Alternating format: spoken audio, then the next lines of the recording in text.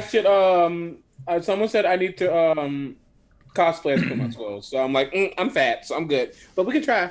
You should do it. Hello, everybody. We were talking about Pumat Swole. Yes. Oh, like you do. All right, hold on. How dare you? Maybe we could all play Basilisk tonight. We can. Audio Really, working. We want to make sure everything's okay. We hear everything. Can you hear the Pumat goodness? Yeah. It sounds. All my bars are moving. Okay. I like it. Hello, everyone. Welcome to session 3 of our Oops All Rogues podcast. Thing. The Little Rascals. Don't forget his actual name. How dare you? The Little Rascals. Oops All Rogues podcast. Thank you. Today's episode is called The Shape of Things. And I'm going to give you a little recap, and then we're going to move into the show. But first, everyone can check below your Twitch chat, where it will say Dropped Dice. Those are channel points for being here on Drop the Die. And clicking that can bring up a couple of options that actually let you influence the game outside of donations. Like this. I thought you were going to say they're going to be a car keys or something. No. Under your chairs. And Too afraid to go on Twitch right now. I feel like my computer would break. It would break. Just stay here. You're perfect. We don't have dono options yet because I am very busy and haven't done them. So, yeah, those will come later. But also, unfortunately, Gabe had some family issues. His dad's birthday, so everyone wish him. That's not an issue. Yeah, wish him a happy fun. birthday into the ether. He couldn't be here, but it's absolutely fine. Basilisk will slink away into the shadows. No harm done. Like he did. No harm done to Basilisk. Exactly. Much harm to someone else. Right. Getting things started. Previously on the Little Rascals. Thank you. The Little Rascals journeyed aboard a ship called the Ember Rose to reclaim a stolen jug of wine from a nobleman by the name, for a noblewoman by the name of Thalia Blackbriar. When a noble dwarf of the Brightmaker clan and the Nessark's own cousin, Sade Redstream, were killed aboard the ship, all hell broke loose. When the situation seemed to be turning from bad to worse for all involved, a thick-necked, bald man calling himself Master Theris arrived and bid the captain and his crew to release all of the nobles and our companions being held aboard the ship. When one of the sailors interjected, he was dashed across the board of the ship and slammed into the mast, left in a broken ruin by some unseen force. The crew relented, allowing the Little Rascals and the 11 remaining living nobles to escape the ship in an excruciatingly tense exchange in which Theris threw a satchel of diamonds onto the ship to see the dead made whole again. After leaving the ship and seeing some strange slime oozing from solid rock, the party was offered an opportunity to return the favor of being aided by Master Theris. A murder had taken place in the Valhurst Manor here in the city of Wuhan. Though the malleable-minded children of the family were spared, the rest of the Valhurst household was ruthlessly killed inside the master bedroom of the estate. While Master Theris escorts the children to safety and sees to other business, he wishes the party to look after his young apprentice, Ash, and ensure a timely capture of whoever or whatever is responsible for attacking the nobility. The wine in hand, Savvy asks for 1 hour to deliver it back to the Blackbriar estate, moments before Thelen collapses in the arms of the Watchblades, Juan's city guards. As the guards race Thelen to a temple for healing, and the rest of the Little Rascals deliver their hand-won prize, Watchblades searching among the remains of those slaughtered in Valhurst Manor are dragged into the darkness by some unseen assailant. Deep in the heart of the city, a family rejoices in bewilderment as their daughter, said to have been killed in the tragedy of Valhurst Manor, arrives home, seemingly in perfect health. Tonight, our story opens with Thelen. Thelen, things are moving very rapidly, and pieces of time are missing. A moment you'll see the city streets winding past, and then a moment later, darkness. And then again, you'll open your eyes and see braziers, and you'll slip back into unconsciousness. This happens over and over and over again.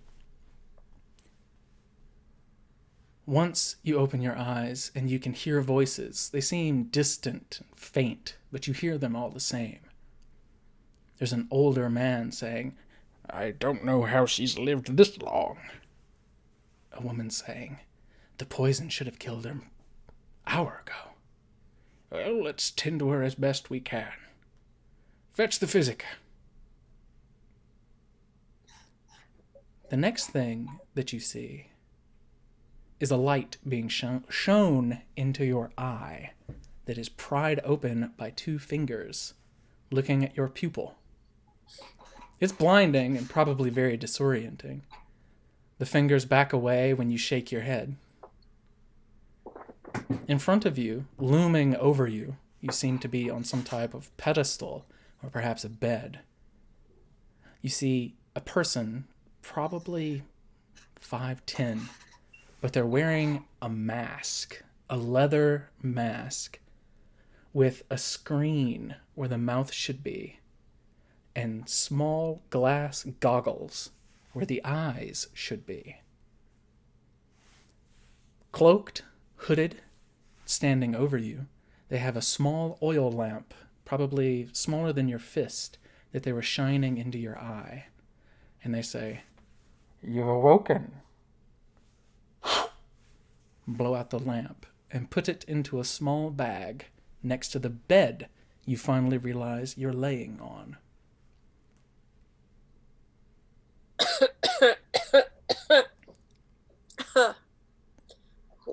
Where am I? "You are in my study," this person says through the mask. "It seems the priests were quite baffled." Who are you? He swivels back at the waist and hands you a decanter that has water and a glass. And he says, "See if you can pour it yourself." I'm gonna take the glass and try to pour it. You sit up and you begin to pour. Can you roll me an athletics check, please? Probably not. Oh. Let's see how much I have to subtract from that. What was that number? 15. Yeah, you do it just fine. You feel a little shaky and like your arms are more heavy than they should be. But you pour the water and you realize you're very thirsty as well. And you begin to drink it. This person looms back over towards you, leans down and begins to slowly lift your shirt and then pauses and says, "Please, pardon me. I must remove the leeches." Rolls your shirt up to mid-chest, just underneath your breasts, and you see that there are 3 leeches in a straight line from your breastbone down to your navel. They are purple and swollen and writhing strangely on your skin. And he says, "Better them than you." As he plucks them off, you see they leave little rings on your stomach, these 3 strange leeches, and he tosses them into a brazier nearby, the only light in this room. They make a soft squeak before they burn away in the oil.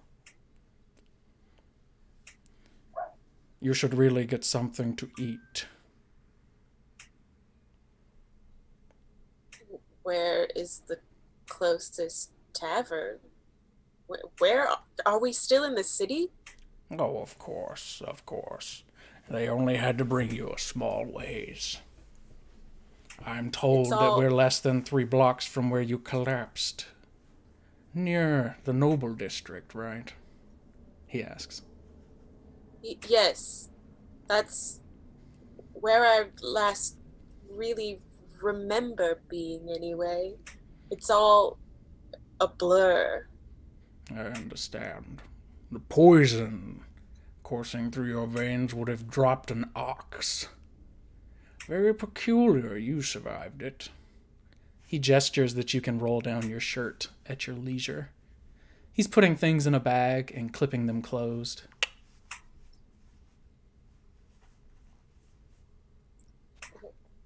Where did this shirt come from? Well, we had to cut you open and see what was going on in there. Well, my mother's gonna kill me for ruining that dress. I'm sure that the priests can pay you back. They've already taken care of my fee, he says. Apparently, when they couldn't see to you, it was a matter of pride. Well, that's a relief. I don't exactly like having to pay churches. Or being in churches, or churches. He says, well, we all must eat, shouldn't we? Is there anything else? Any other ailment? He's standing straight facing towards you, like a blank wall, this wide-shouldered, featureless person. What are you? That is very rude. Well, I am you're a physiker. very formless. I am a physiker. You are some type of dark elf. I make no comment about your lineage, he says. Ha ha ha. He laughs from behind his mask. Ha, ha, ha. You must tell me if everything else is well, or I cannot leave you. Can I try and get out of the bed? Yeah, you're a little shaky and kind of tired. You realize when you turn and sit up, your back feels very cold at the air that's touched it, like you were sweating pretty profusely. You see what remains of your dress in the front has been rolled up basically to your waist and tied like a skirt, and a shirt has been put on you, a billowy, feminine shirt, but still just a shirt.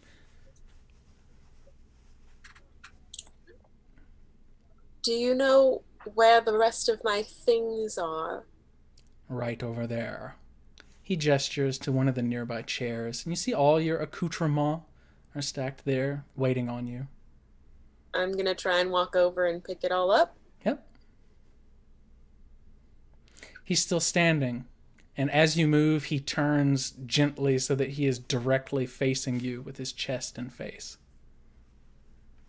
You must tell me if you are well, or I cannot leave you.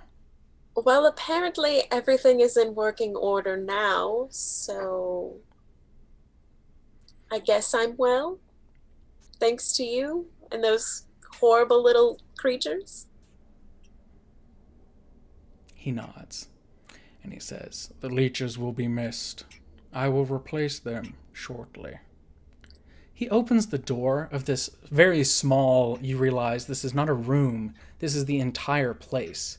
This small square building that you're in. Oh. He opens the door and stands, and where he's standing, he holds his hand up straight like a signpost and says, that way is to where you came from, the manor house.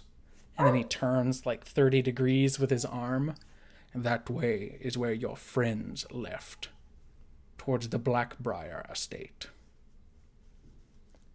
Then he turns and faces you directly, and he says, I bid you good night.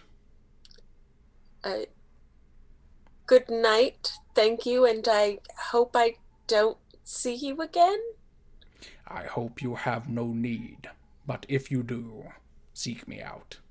And then he basically runs away, walking as briskly as you've ever seen someone walk away from you. In good company, at least. Okay. I'm gonna... Poking its head around, you see a priest priest of Mistra leans through the door. You can tell by the raiment and the stuff dangling from... You're alive? We were worried. Are you all right? Yes, I think I'll be fine. Thank you, kind father.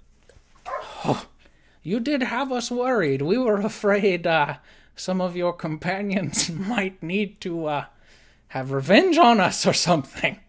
I'm glad that we got that sorted and taken care of. Well, you seem to have a good hold of all of this. Do you need anything else from the priests of Mistra? No, father. I don't know how I could ever repay you and your kindness. Say 4 prayers to the Lady of Mysteries. We'll call it square. Of course. 4 prayers, Lady of Mystery. And he trundles off. And you are left alone in this small building. This smells of safflower oil. Would I know where the angry beard is from here, or would it be easy to find? Because I want to go home and change. Yes, the Angry Beard is basically the opposite direction of the Blackbriar estate, but you know Okay. exactly where it is. It's not hard to find. Okay. I would like to go home and change and then meet everybody at the estate. You set off that direction. Specs, Gragnar, Savvy. Near the central district of Wuhan, past the gatehouse where all of the Watchblades garrison during the day and night to answer any calls for guards at a rapid pace, you see a mansion looming a story taller than all the other buildings around it, and you know this to be the Blackbriar estate. Its light beige exterior has all tons of little gargoyles and amenities hanging from it, lit on all sides by numerous braziers that burn a lavender-scented oil day and night. You have already knocked on the front door, and opening it is an Earth Ganassi, the major domo of this house, who you have met before and know to be named Bedrock. They're very thin and have a stern demeanor to them. Their opalite eyes glisten in the light cast from the braziers outside, and they are dressed like the most opulent dandy that you've probably ever seen outside of some type of festival. Bedrock says, "You've returned already. Admirable. And you Yep. don't look worse for wear." Well, those of us who are here are fine. Oh, we're dandy. We're fine. Did Thelen and your other companion perish? Oh, they died. That is unfortunate. He's, Feels Specs- wrong. Specs is kidding. Oh. Well, that is good. Please, you can bring the wine to Mistress yourselves. Now, from here, you're probably 80 feet from the center of this manor house, through a gate yard and all that good stuff. You can already hear the revelry happening inside. When you met with Mistress Blackbriar the first time, it was a revelry, a festival. And now there's another. And as far as you can tell, there's almost always some kind of happenstance going on at all times. She's a party lady. Yeah. Well, Bedrock I swings and lets you inside the home. slosh forward. We'll follow. Yeah, I'm going. Taking up the rear, Bedrock closes and locks the door, not creepily, but just to keep the door locked, and escorts you from behind, explaining that the mistress has thrown the party meant to bring good luck to your venture. It seems as though it's worked out in your favor. She will be happy to see the wine is accounted for And hopefully she will have the wherewithal tonight to see to the rest of your payment. If not, I'll see to it tomorrow. Thank you. Does she have a lot of parties? Daily. Wow. As long as I've been here for the past 10 years. Wow. They might need some entertainment. I might put my application in. You hear instruments going, people dancing, laughing, crying, corks being popped from bottles, dogs shaking and rattling the chains that hang around their neck as they bark and yap and eat at scraps cast from the table of delicacies. People are passing wine and food. They're touching and hugging and singing and dancing. It is a boisterous revelry. And seated practically in the middle of this revelry, on a dais, on just a mound of pillows with 3 or 4 other people, you see Thalia Blackbriar. She stands, steps down from the dais, removes someone's hand from her skirt that had it gripped, and walks over toward you. You've all met Thalia before, but even now you're kind of struck by the juxtaposition. She's a very homely woman. She has kind of a flat boxer's nose and a twist to her face that looks slightly uncomfortable. Her teeth are an odd shape, and she has some kind of skin malformity on her jaw and neck. But the regal bearing as she walks towards you feels almost queenly in and amongst all of these people in revelry. And when she stops in front of you, she kind of shouts over the commotion and says, "Please, follow me into the study. We can speak more privately." And leads the way. When she steps into the study, it smells of incense and all kinds of fruit and floral fragrances. And you see that there's a basin filled with rose petal water that has all kinds of other plants and amenities by it. And she washes her hands in it and then says, "Did you have to kill him?" No. She closes her eyes and nods, seemingly very grateful for that fact, and says, "Good. That is very good." I mean, some other people died, but nah. We No didn't one kill that him. mattered. We didn't kill anybody. Yeah. She I grimaces. didn't kill anyone. Yeah. She says, "Well, that is very unfortunate. I have heard that there was quite a disturbance at the docks and at the manor houses. I was afraid that perhaps it could have been you in both places.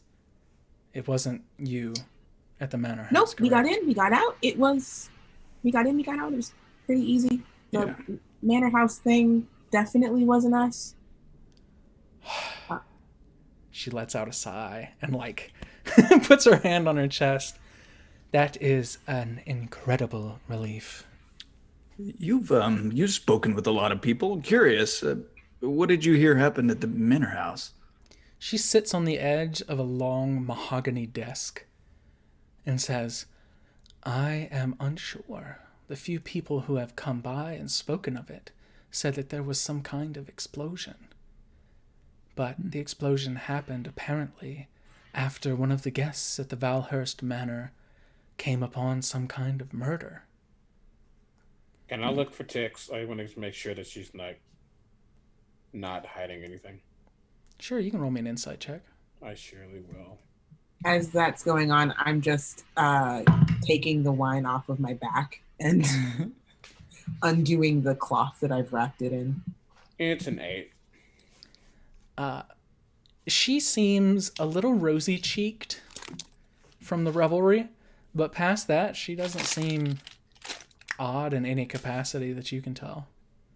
And when she sees you unwrapping the wine and realizes that's what it is, she hurries over and kind of helps you carefully unwrap it. And as she does, she's smiling and biting her lip and making this kind of clicking sound of just happiness. And she says, "I have been waiting to get you back." she says to the wine. I think you've had enough for tonight.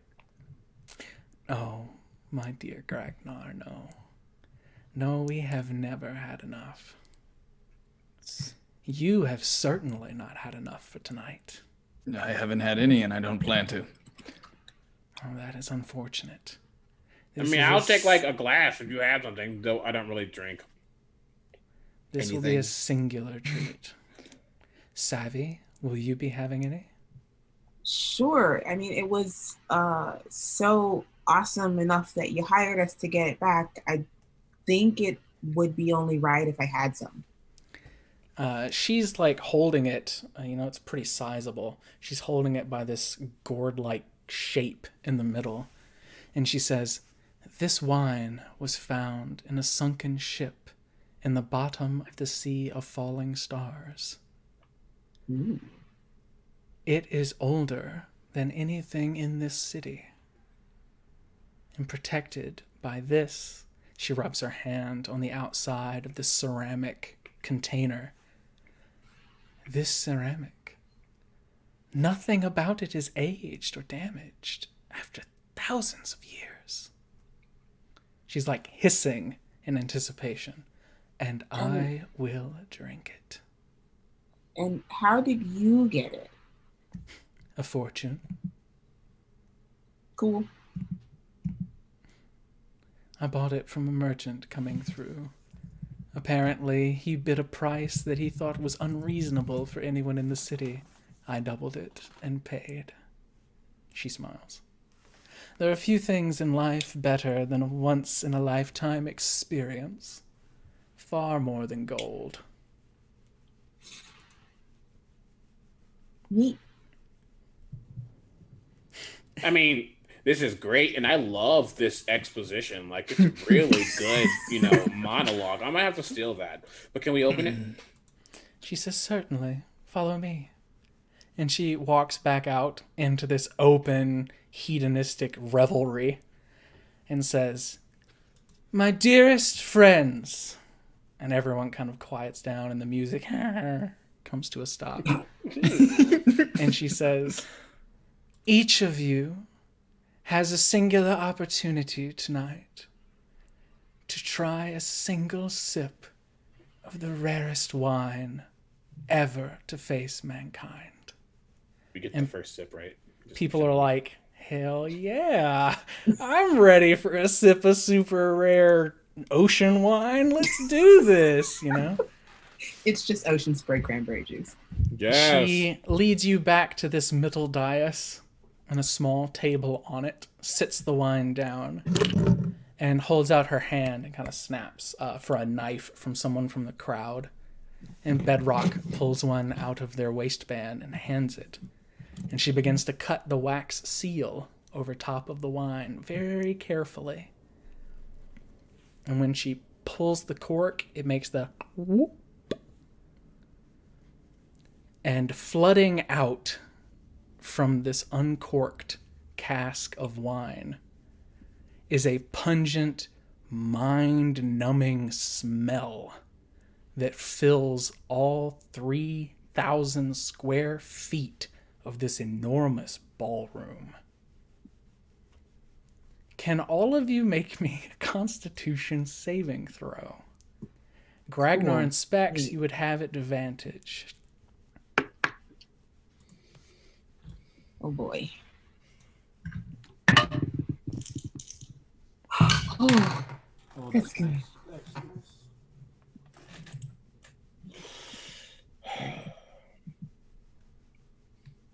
All right.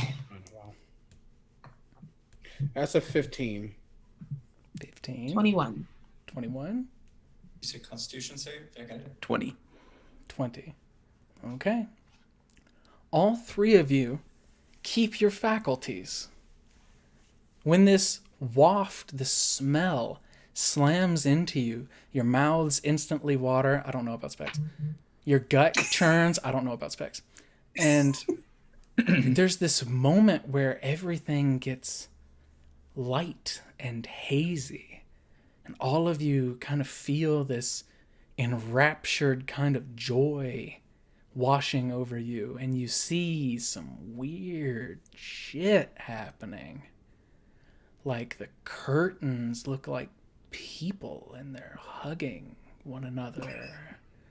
And then some of these people like lay down and sprawl on the marble floor, rub their faces and arms against it, reveling in the cold chill.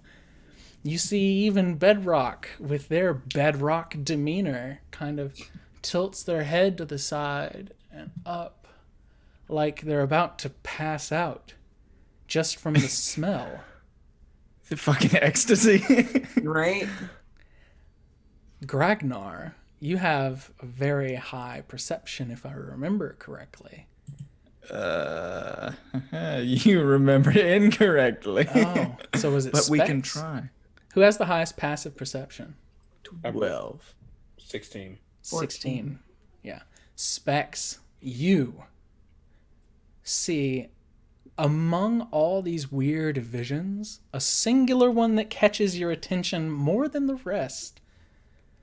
A woman who seems to appear only long enough to take a step through the crowd of gathered revelers. She is 8 foot tall.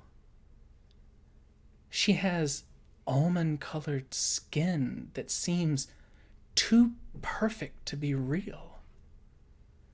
Flawless. And her head is that of a cat. She steps languidly from group to group, running her hand across people's cheeks or down their hair as they just push up against her in this strange dance, this hedonistic revel.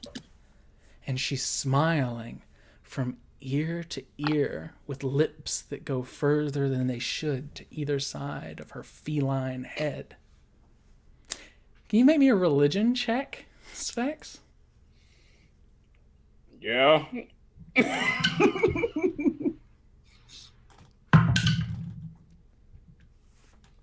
7. 7. You have no fucking clue what this is or what this could mean. But you feel a little like you may need to regurgitate.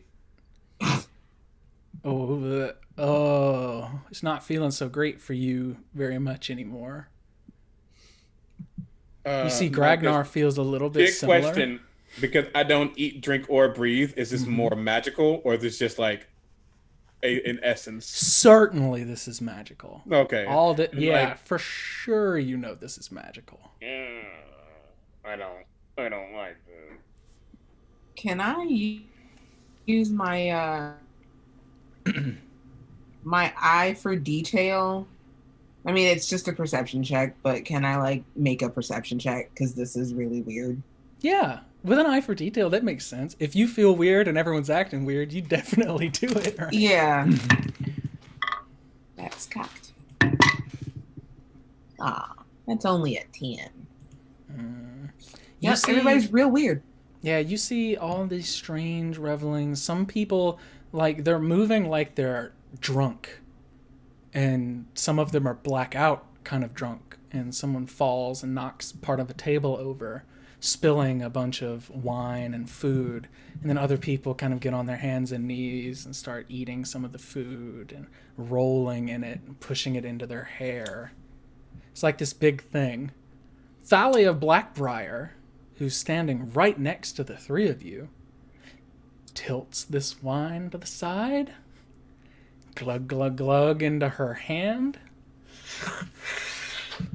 And you see it kind of dripping down her face and onto her clothes. You should probably get a glass. She looks real fucking happy. She seems super okay with all this.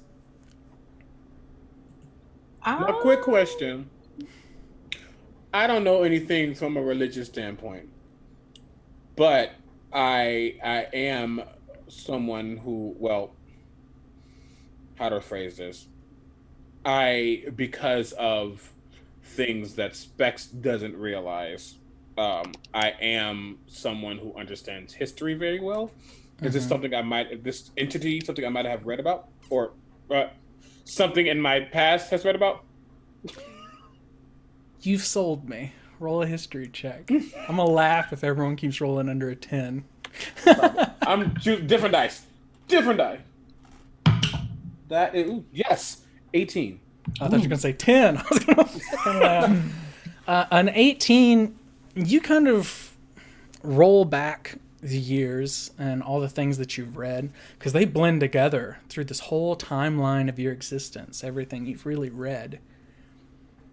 You do know that there is a goddess who is supposedly has an avatar that looks like what you saw.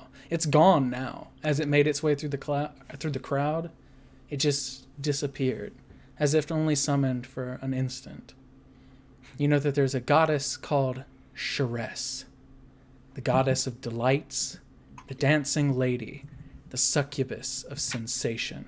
How do you spell Shiraz? Sharess.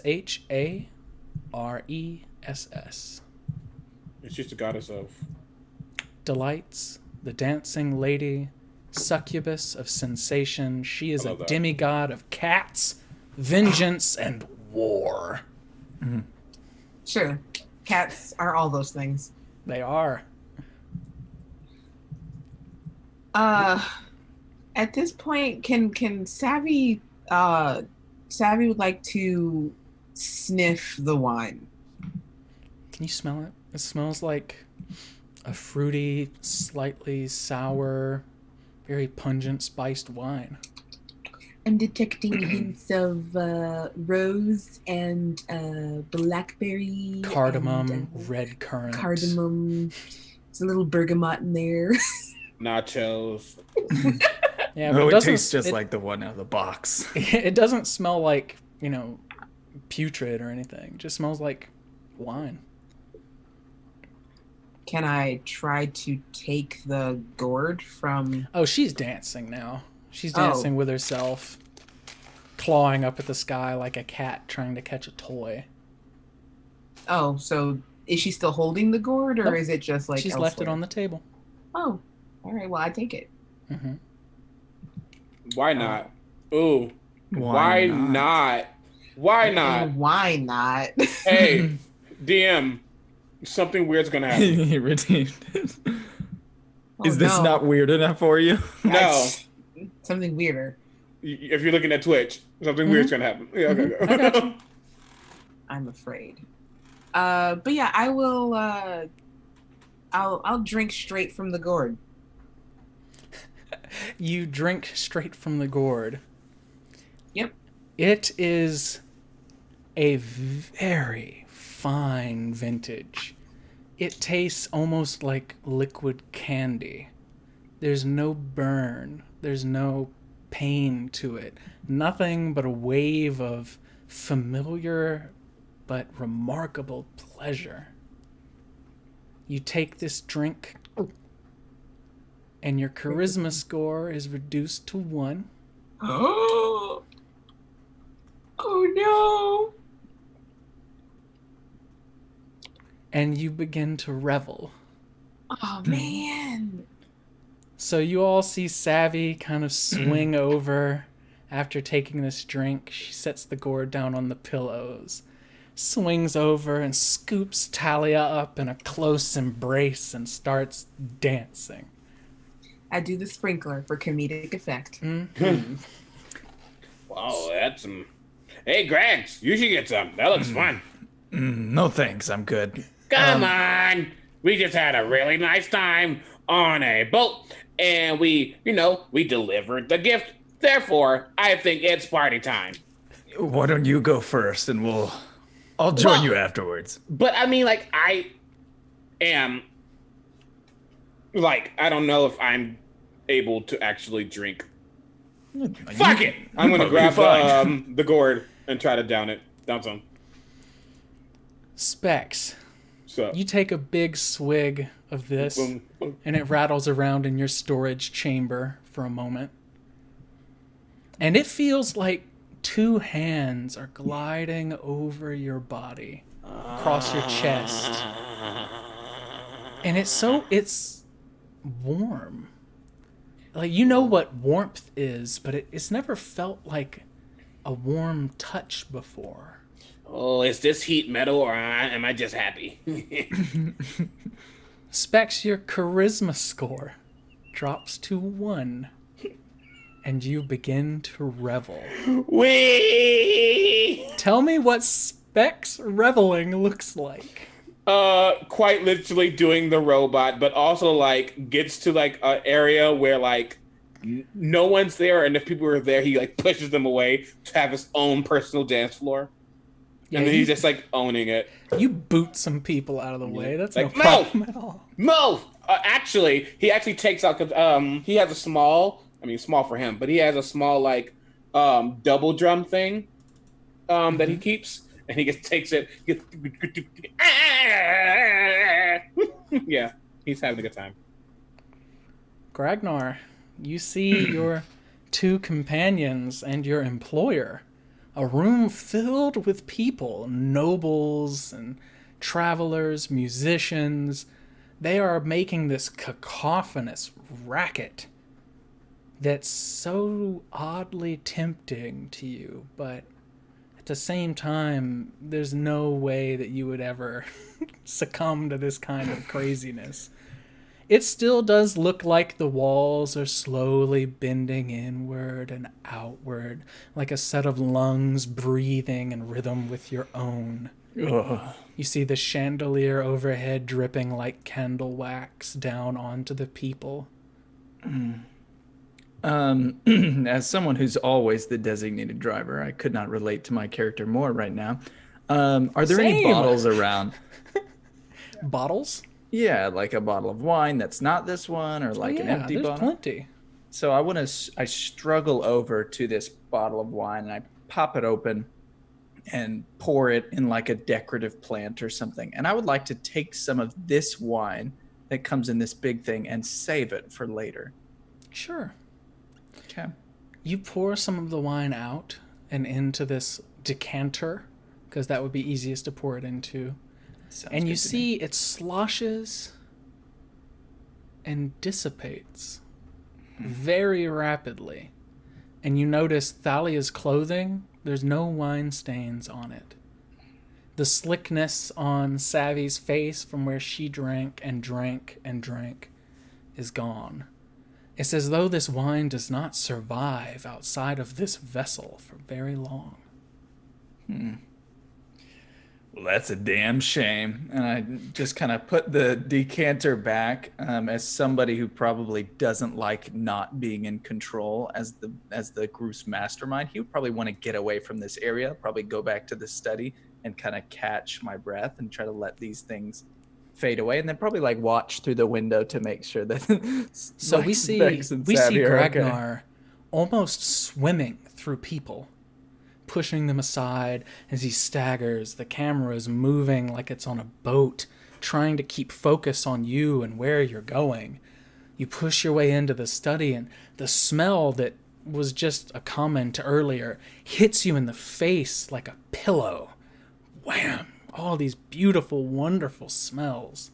You slam the door behind you and press your back up to it, trying to catch your breath. That's a lot out there. Gragnar, you feel as though you're being watched. I feel well, I'd like to look around and try to watch for who's watching me. When you look around, the only thing that you see is an eye in the window. Just an eye? A single eye pressed against the pane of glass from the outside, peering in at you. Well, Gragnar. I would I would like to approach the eye and behind my back conjure one of my psychic blades, if I can do so right now, or am I too stoned? You absolutely can. Okay. I would like to conjure one of them. Maybe it looks a little weird, like it's not perfectly straight right now. from the room behind. It's kind of like square. And I would like to approach the window where the eye is. And I See.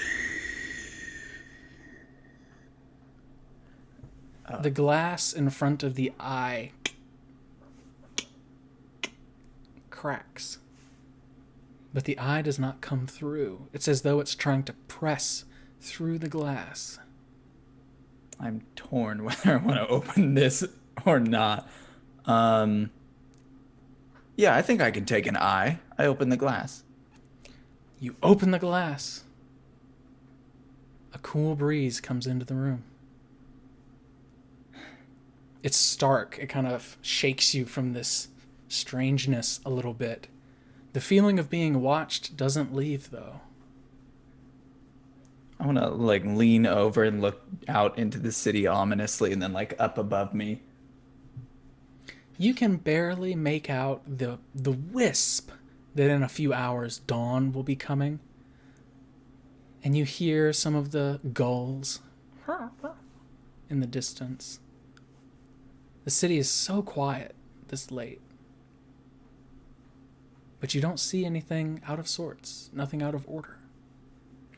Well, I would like to pull up my hood and brood for the next hours until sunlight or until they come out. I just want to stand on the ledge brooding as the wind flows about me. Perfect. So the last we see of Gragnar, he's propped up on the railing, hanging with his cloak billowing in the wind. Stroking my mustache.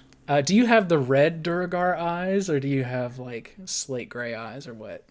I think right now he has gray eyes. Maybe that'll change as I do more evil things. Nice. So this dull kind of gray shimmer in the shadow of the hood.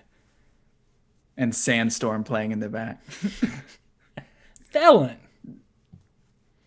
You have been waiting for 2 hours at the lift to head straight back up to the Valhurst estate.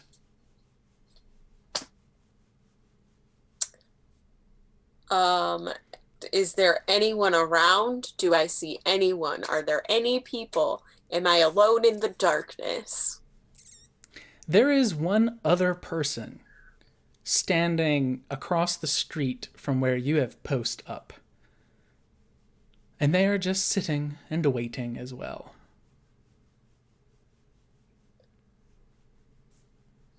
I'm gonna unsheath my rapier and walk over. When you get about 20 feet away, the person holds their hands up and says, I don't have any money. I'm not looking for money. I'm looking for a way up. Who are you? I say, but you're looking for a way up. You were standing by the lift. I thought that the lift wasn't working. Why were you standing? He takes a deep breath and he says, Montgomery C. Ballinger, at your service. He stands and steps out of the darkness, and you see it is a tiefling man wearing a maroon coat that goes down to his knees. A little cravat in front. He offers his hand to shake, realizes you have a rapier in that hand, and then offers his left. Felon Shadowbrace, it's a pleasure. Well, if you're looking for a way up, I'm looking to go up there myself. Maybe we can just take the lift. He looks around. What were you waiting for? I thought that the lift was inoperable and you were some kind of guard. I was going to wait until daybreak. I don't know how it works. It's embarrassing, really. He smiles. He says, well, I'm sure we can figure it out if you want to give it a try. Let's. The two of you step onto the lift, and there's a single handle. And he flips it. Nothing happens. And he flips it up. He says, damn it. And then he sees the little swatch on the back you hook it to. He hooks it and flips the switch, and then it lurches forward. He grabs onto the sides like he's not ridden it himself, and then kind of laughs nervously, like he's embarrassed himself. He says, well, it looks like it's pretty easy to use at the very least, Miss Thelen, he says. Yes, well, I wasn't exactly right, feeling very well last time I was here. I don't really remember. He says, oh, yeah, I understand. This has all been a crazy night. Crazy as hell. The two of you look out onto the city, the little lights burning all over the place like stars. And he says, it really is beautiful from up here, but damned if it's not windy. And what are you doing coming to the Valhurst estate, if I may ask, Miss Thelen? I was supposed to have a meeting here. He pulls out a small notebook and flips it open and starts writing in it. It says, a meeting? Were you meeting with one of the Valhursts or someone else? I believe someone that works for the Valhurst. I'm not exactly certain. Does this person have a name, or are you trying to keep that under wraps? Honestly, I don't remember. It was an older right. gentleman. You were out of sorts. Are you okay now? I think so. Cleaned myself up a bit. Feel a little bit better after a shower and a change of clothes. Well, that's good. I'm glad you're feeling better. The lift is kind of shuddering as it gets near the top, and he grabs onto the little railing inside it. And then it stops. He swings the door up and offers to let you leave first. After you, madam. May I ask why you're here? I'm here to help investigate what happened in this place. Unfortunate, really. And I'm gonna walk off the lift. He follows and slides the lift door down and comes after you. The two of you, when you approach the house, see that there's no one outside. There's one guard, and that's it. And the guard is leaned up next to the front door, half asleep. He says, damn shame. Crime happened here. People can just come and go. I bet you we could sneak right by this guy and he'd never even wake up. Honestly, it seems like that would be kind of fun, don't you think? No, I can tell you're going to get me in trouble by the end of tonight. He laughs. He I've says, not done anything troublesome ever in my life. He says, well, after you, madam, show me how it's done. I'm gonna try and slip past the guard. I'm assuming the door's unlocked. The guard's got his arms kind of wrapped around his pole arm and is leaning on it next to the door. The door is open. It's not only unlocked, it's wide open next to him. I'm just gonna stroll right in. Go ahead and roll me a stealth check.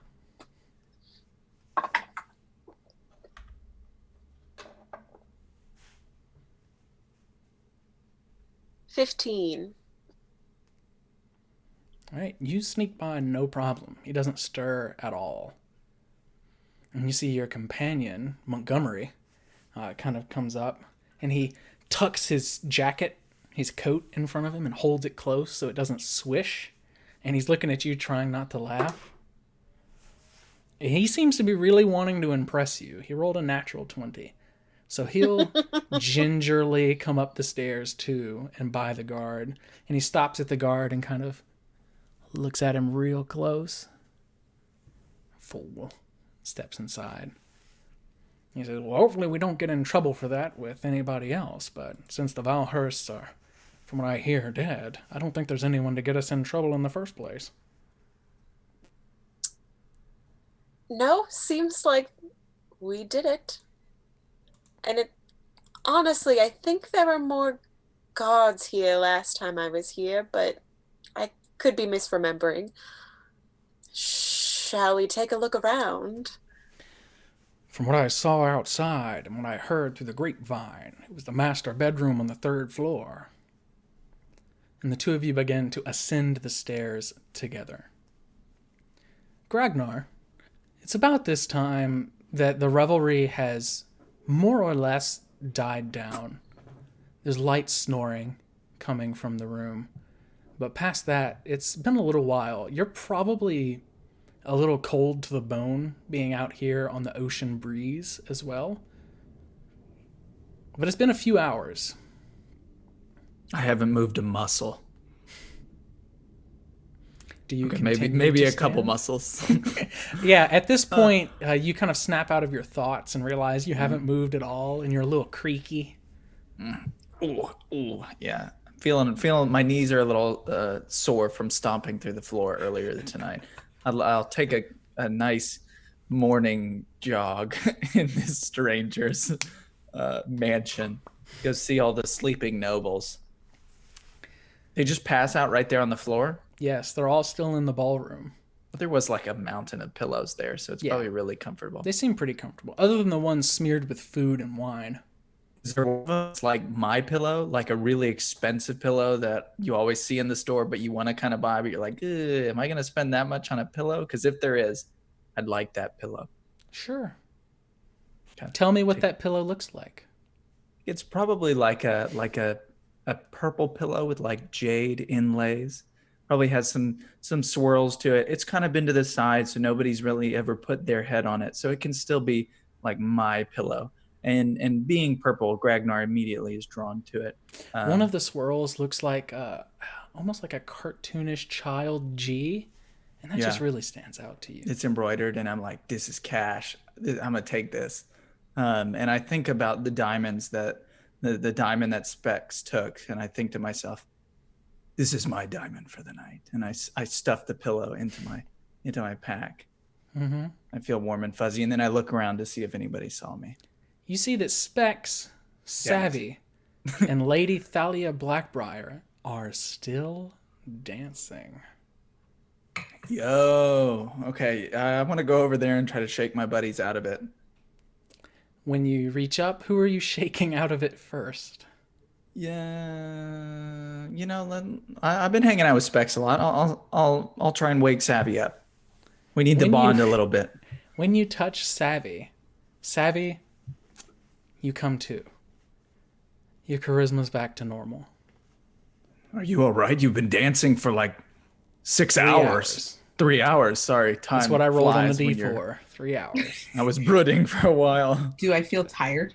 Yeah. You feel like you've been on a treadmill for 3 hours. So I think when she comes to her feet, her legs just kind of give out, and she just kind of like sinks to the floor. Wow. On top of a bunch of pillows, because you're still on the dais.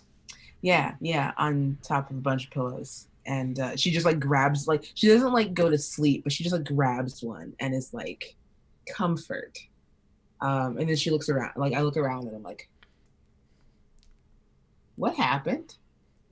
I smile for a moment as if to say, those are really good pillows, aren't they? And then I say, I mean, you drank the wine, you started dancing, and I couldn't remember a whole lot, so I just kind of left. But evidently, you never stopped dancing. Do you not remember anything? Sorry, I don't remember anything. Is there any wine left? Is it empty since it's been open or something? Do you tip it over?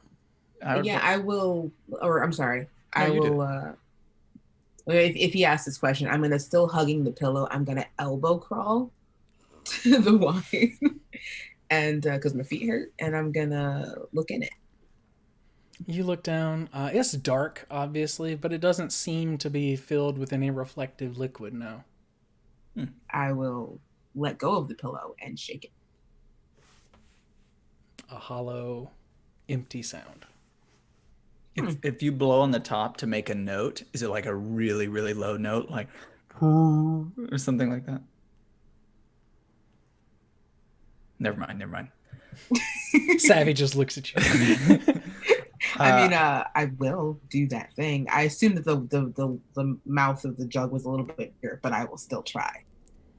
You go, and when you do, there's this soft, almost like a moan of someone who's just woken up.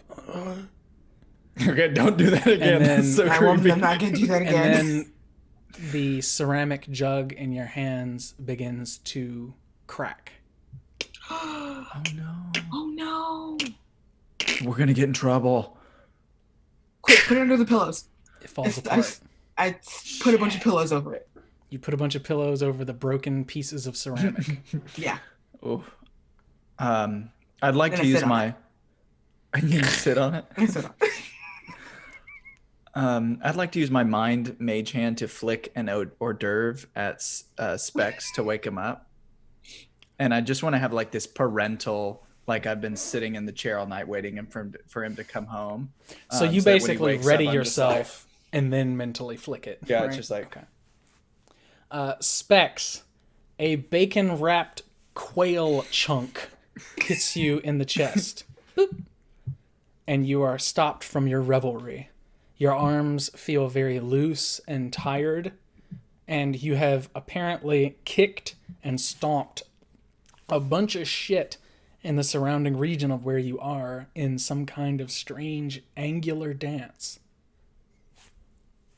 He lists not almost, very mechanical. Like you see him just stop, look down, look around, stop at Gragnar. Literally just falls back onto his back. Like boom. Boom. He's like taking a mini century's rest right now. He's just like, Just like when we broken, worthless humans lay back down on the floor, it feels really nice to keep your back kind of straight like that. You got some oil. I think I'm locked up. yeah, I'm sure there's some around here somewhere. Thanks.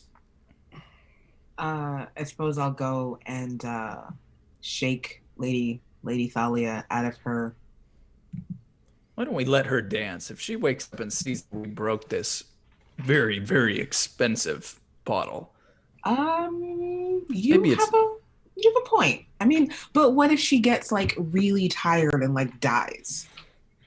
And I'd take a look at the floor and have one of those like moments where I'm piecing together a plan. Why don't we scoot all of the broken pieces closer to her and then make it look like she did it?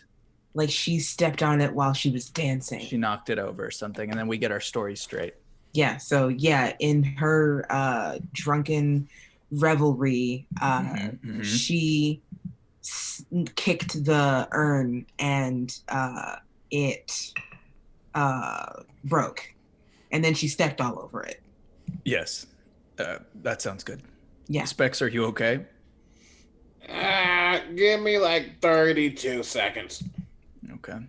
That should be just enough time for us to slide. So I'm gonna push down on the pillow to keep all the pieces together. No. So as you're doing this is an Ocean's 11 frame by frame as you're discussing the plan.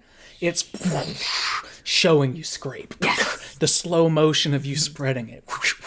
Like back to Specs as he rolls to the side. The slow-mo of the bacon-wrapped quail, like hitting his Rolling, face. yeah.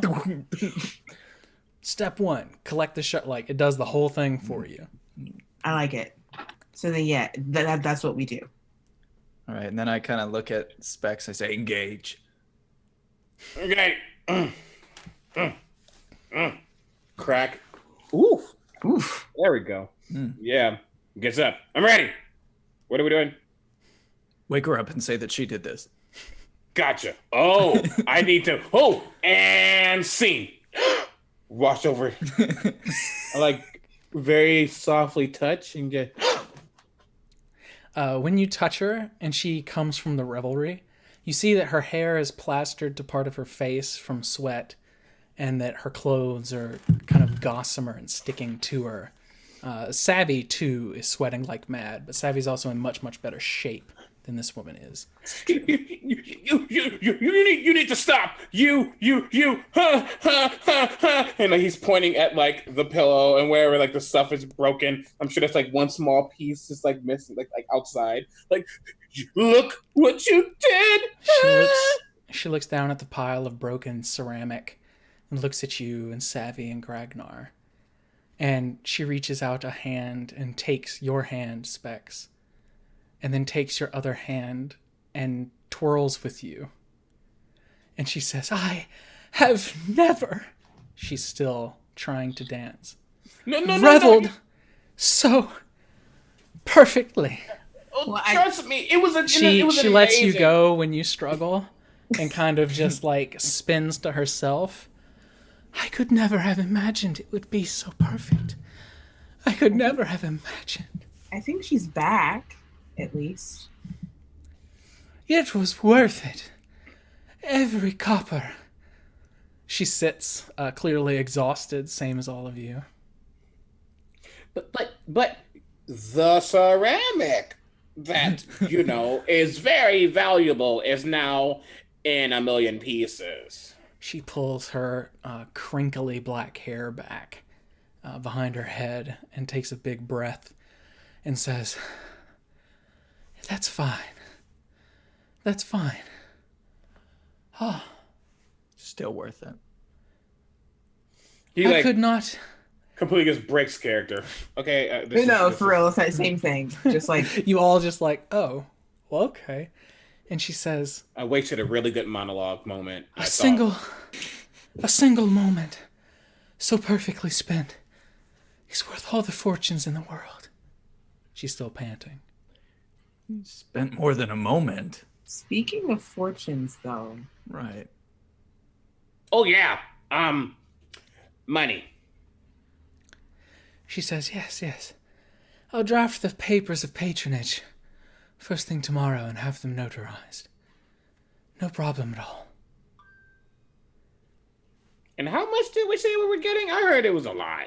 Like a lot. Like I'm pretty She sure says- in the moment of revelry you upped your price. As she's holding her For us. hands up, she says, My friends, as long as you stay in Wuhan, you will want for nothing. I will take care of your room and board.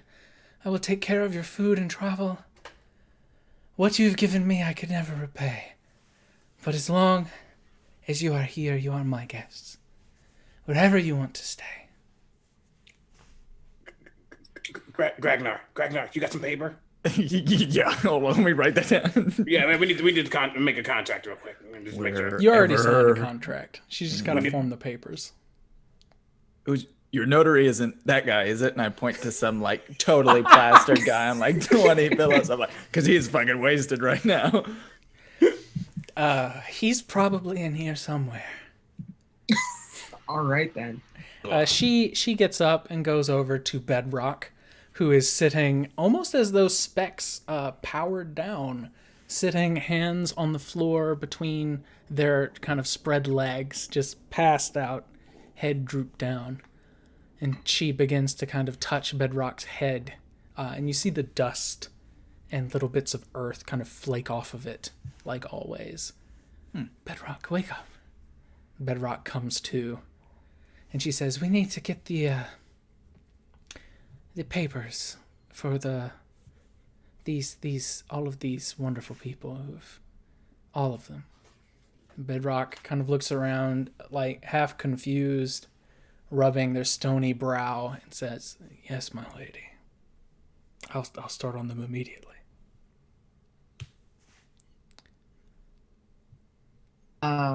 At this point, I think Savvy would probably look out the window, and the sun is probably coming up, right?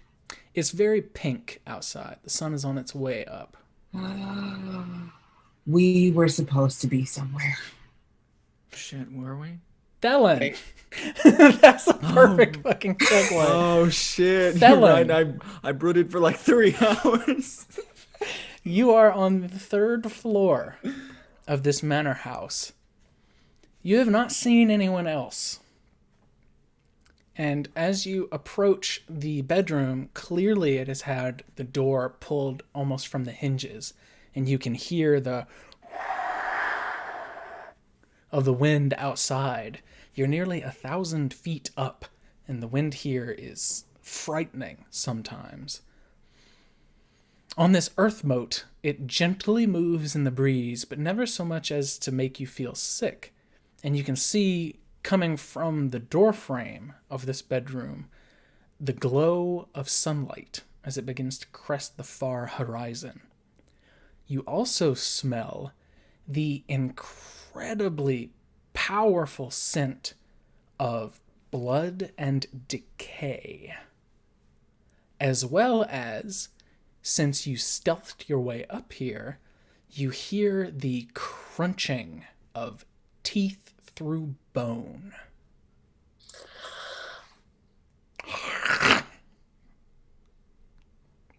I'm gonna hold my hand out to stop Montgomery and just shh. He nods. And you said the door, there's no door, it's just open. The door is half off of its hinges in the hallway. You can see straight into the bedroom. Whatever's making the sound is not visible from the hallway. I'm gonna try and sneak up and look through the doorway. Roll me a new stealth check. Oh, much better. Modified 20, I believe, but let me double check what I add. Because I forgot I do not have... Oh, 21.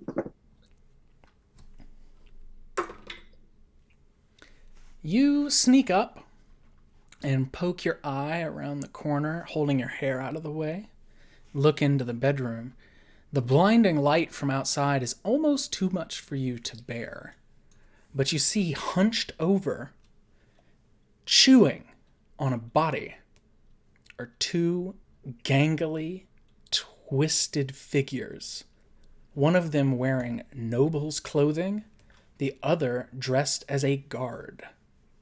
And they are eating a guard whose eyes dart to you in panic, still alive and unable to move.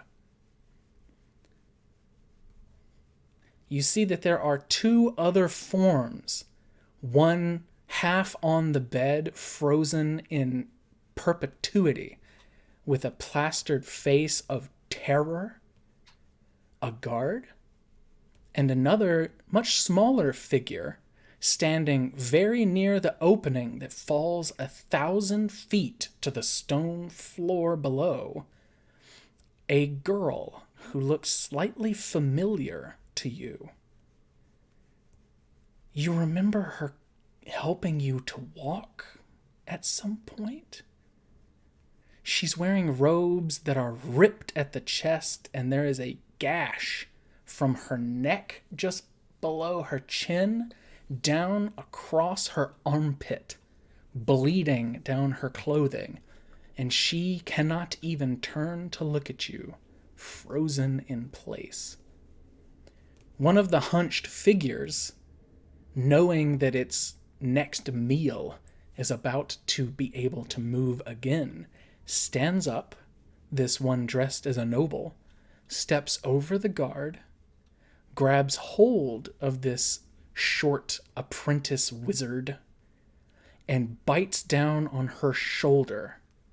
There is a sickening, wet sound as the meat comes free of the bone, and then it turns its attention back to the guard. How far away is the landing from me? The landing?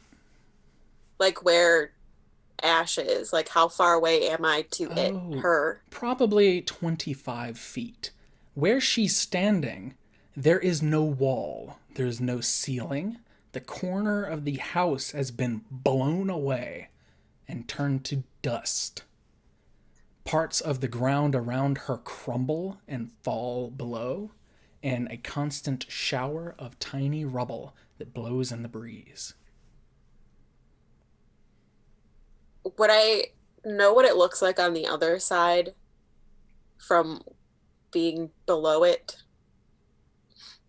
This bedroom, I do not know if you would know how well appointed it is. You can see a corner of the bed from where you are. I meant like the outside of the house. Oh, the outside of the house? Yeah. It's probably 25 bedrooms. This house is gargantuan. So it would just be a square, probably 150 feet long down that hallway.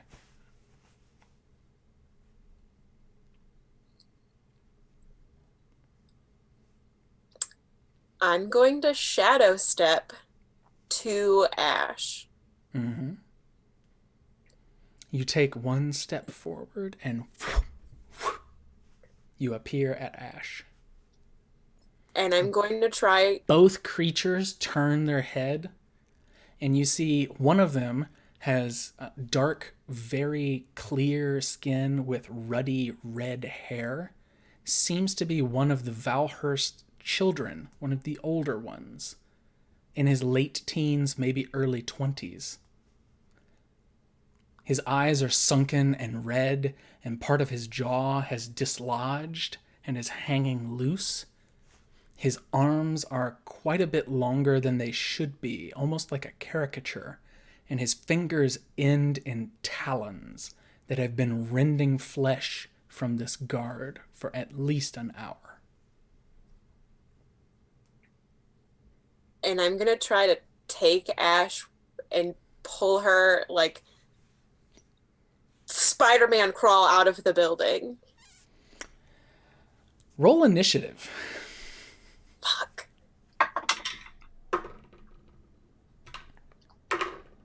JB, look at Zoom real quick. What?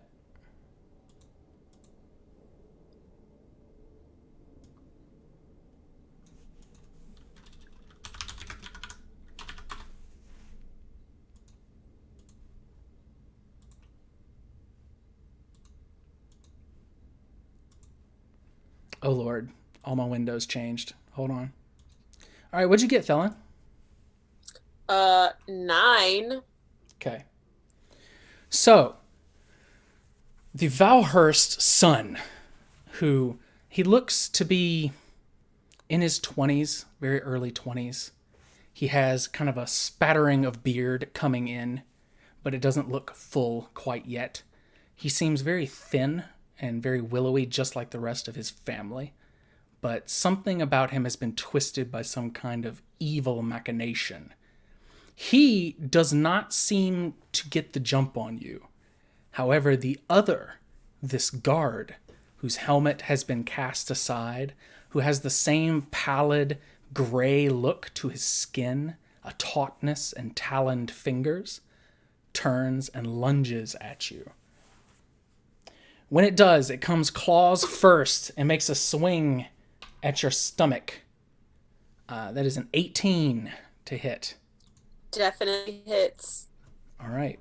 Can you make me a Constitution saving throw?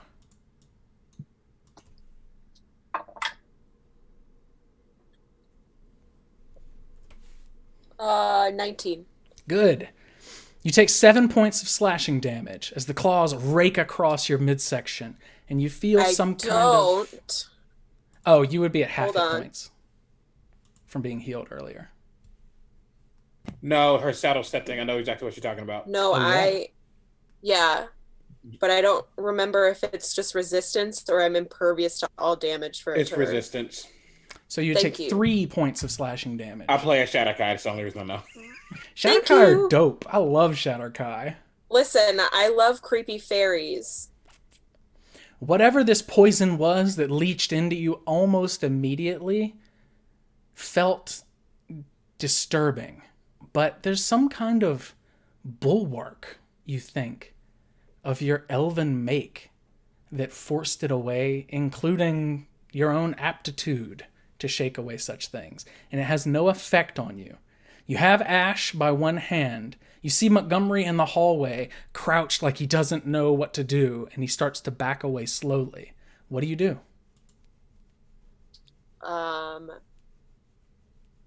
I'm going to take a stab at it so I can leave. Okay. Does a 17 hit? It does. Go ahead and roll damage.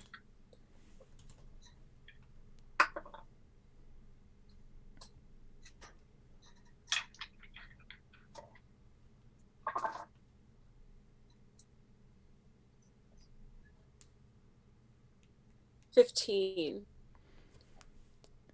All right, you hack into this thing and it lets out an inhuman screech as as it reels away from you.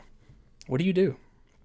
Try to drag Ash out of there. Bonus action dash all of my movement like GTFO. Now, are you trying to leave the way you came in, or are you trying to jump out the giant hole in the house? Is there room for me to go through the room without You would have to drag her past the other Valhurst.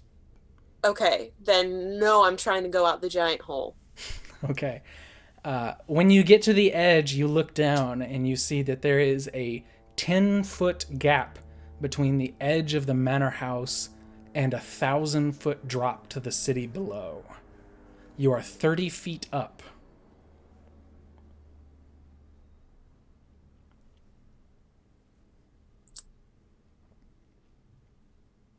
Would it be feasible that I could jump it? Oh yeah, it's Or jump. feasible. I'm gonna... Fuck. Wait, does a burglar's kit come with a grappling hook? I don't know. It's your kit. No, gosh. It would also take you an action to set it, and then Oh, you would that's right. have... Yeah. So I'm gonna try to, like, jump. All right, you grab Let's- Ash around the waist. You pull her to the edge. The wind is howling, flipping your hair into your face, and you jump. Specs, Gragnar, and Savvy. The three of you have come to your senses and started making your way towards the Valhurst Manor. Are you doing anything on your path there? I would assume, I'm not gonna speak for the group, I would assume that we're all right, we actually gotta go because we left Ellen. Yeah, no, I think like you probably cut back to us like mad dashing out of the door. And stumbling out, pushing through the door, fuck. Exactly. Specs falls over and trips and does a whole flip on the ground, gets back up Exactly. Absolutely. Yeah. You can make short work of the trip from here. It's very central to the city, like I said earlier. So you only have to run about 1,000, maybe 1,500 feet. Not a crazy amount. Should only take you a couple of minutes at max. Cool. As we do that. Yeah, as you near the place, you see people are starting to come out of their homes, the hustle and bustle of very early morning in this merchant city, and you leap over a cart, you push someone out of the way, you make your way as quickly as possible. When you reach the lift, you see that it has ascended and is not down to meet you, and you have to pull on the chain to send it down. When you do, Savvy is like she's this close to climbing the chain. She's climbing the chain to try and use her weight to pull it down faster. Come on. This thing seems very well built, as though it could withstand a couple 1,000 pounds on the lift. And when you're hanging on the chain, you can hear very little from any of these buildings at all, other than the rush of wind as it whistles underneath them as they float 1,000 feet overhead. Thelen. Neat. You jump. Roll me an acrobatics check with disadvantage because you have a person. Latia and JB, look at Zoom real quick. I'm just being random mod, not really. Oh. Ribbing. Caps.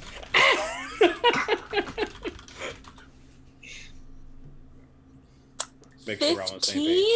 15? I would like for you to roll a d10 Fuck. and tell me what number you get on it.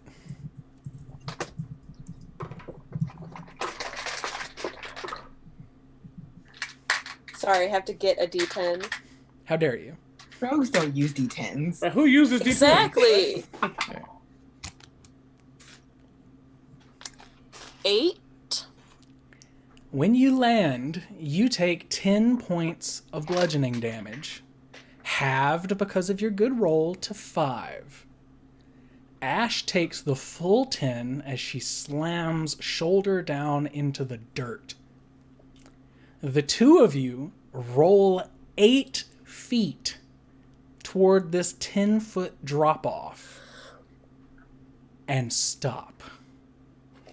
You have a hand full of grass, and your other is clawing past Ash onto the cobblestones that make up the rock garden.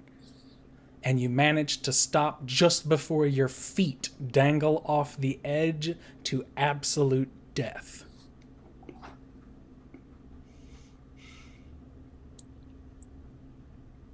What do you do? We're out of initiative. Talk about a cliffhanger. Shit. I'm gonna Disadvantage for the rest of the game.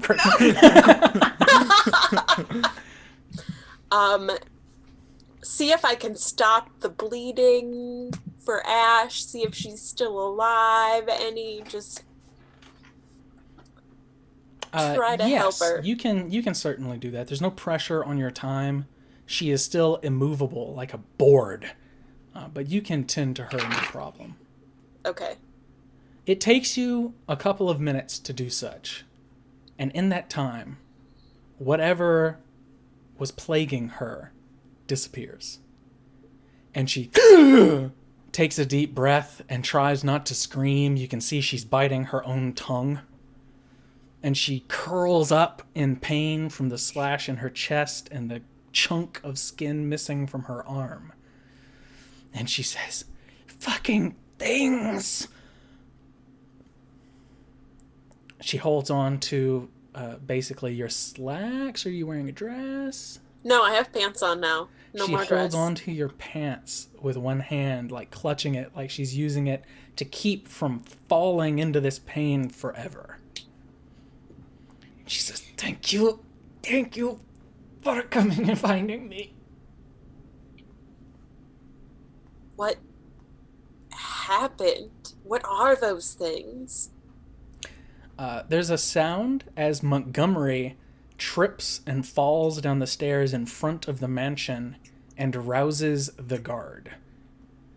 And the guard says, "What's this then?" like they're supposed to, and brandishes this halberd he's been propped up on. And she says, "I don't know what the fuck they were, but they nearly killed me." You see the lift lock into the top, and 3 people step from it. Savvy, Gragnar, and Specs. Hey, sorry we're late. Real long story. This tiefling man has burst forth from the front of the house and has run around to the rock garden where the two of you lie. And he says, "Are you okay? Are you hurt? Are you?" And he crouches down and reaches into his belt and starts pulling out little bandages and things and handing them to you to tend to her wounds.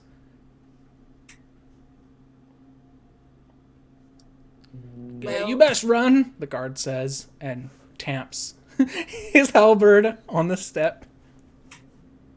Wait, what happened? I run over.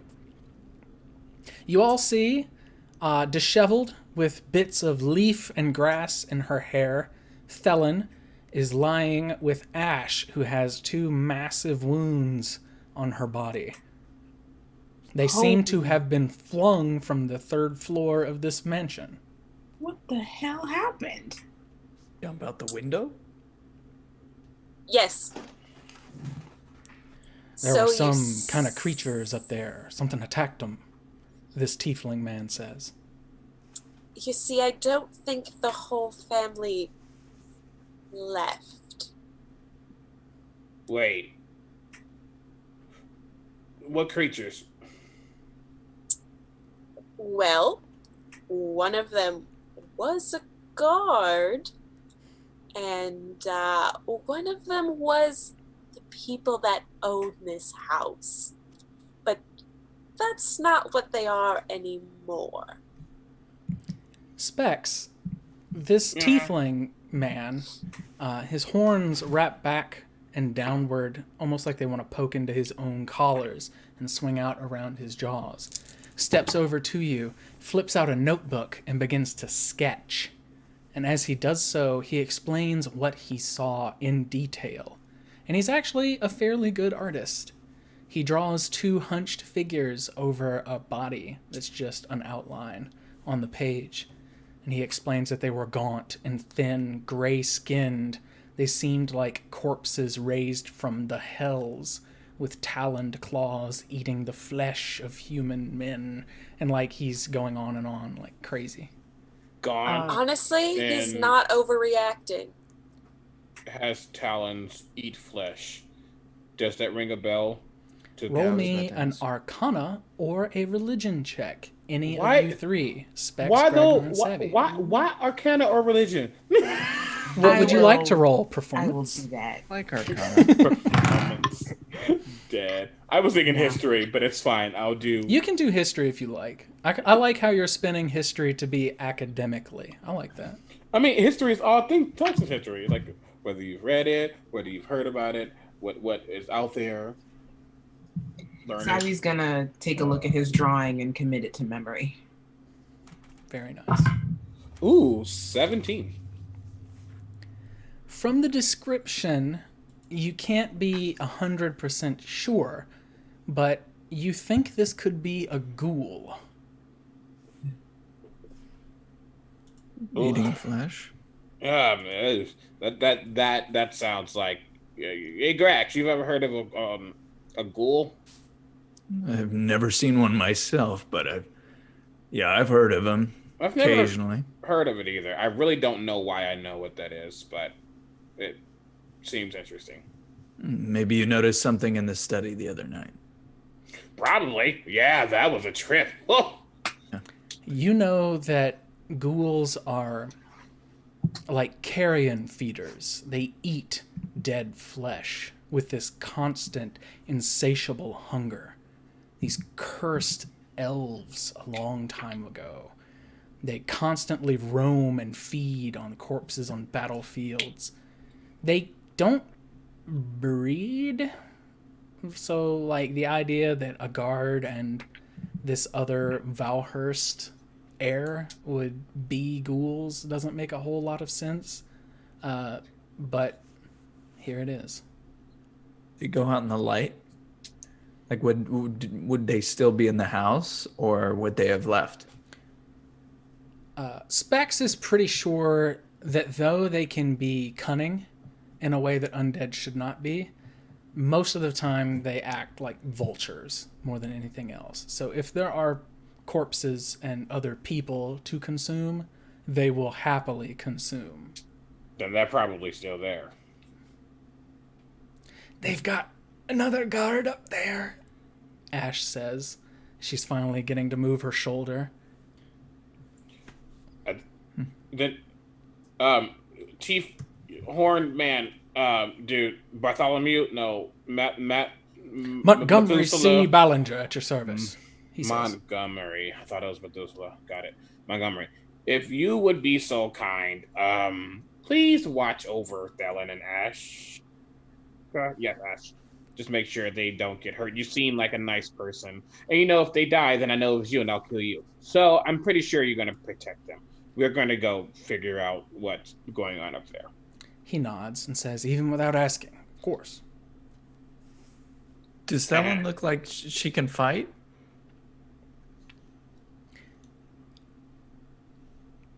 Yes.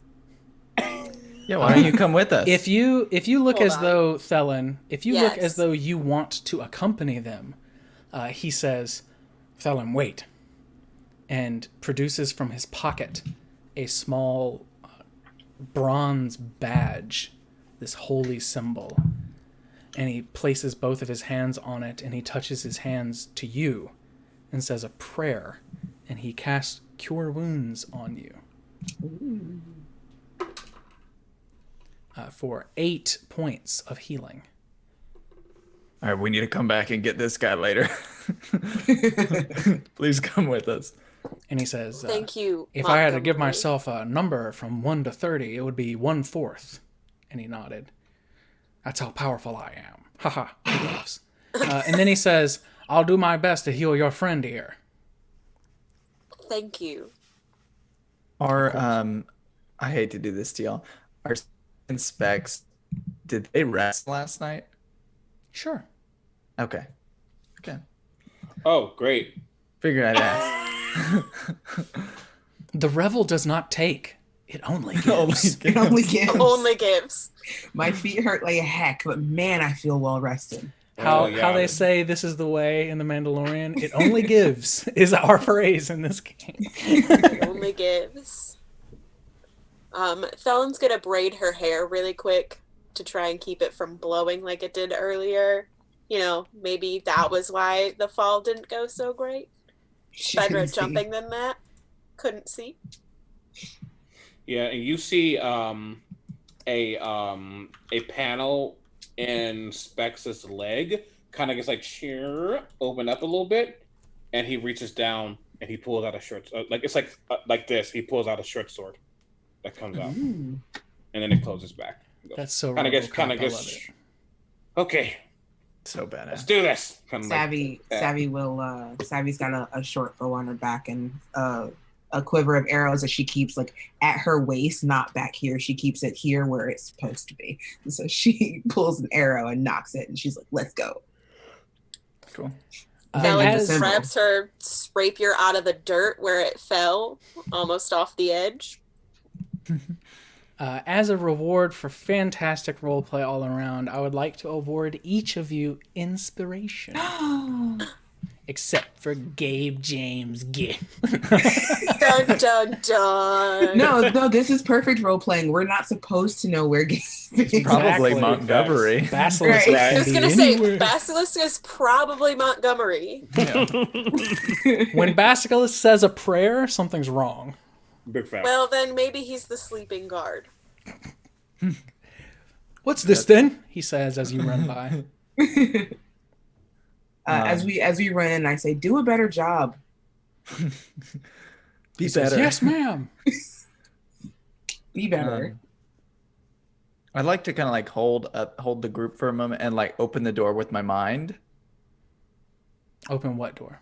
The front door. You guys. It is are- currently The open. front door's It open. is already open. I'd like to close it and then reopen it for dramatic effect.